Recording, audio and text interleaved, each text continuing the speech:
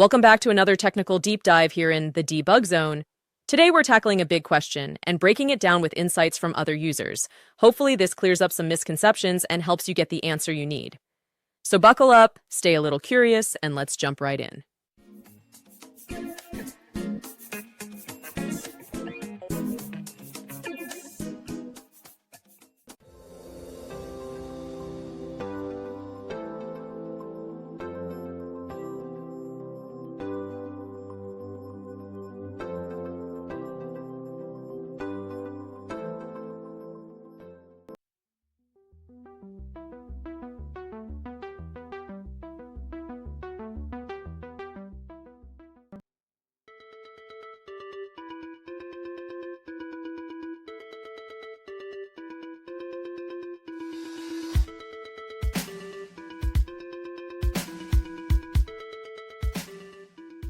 And that's a wrap.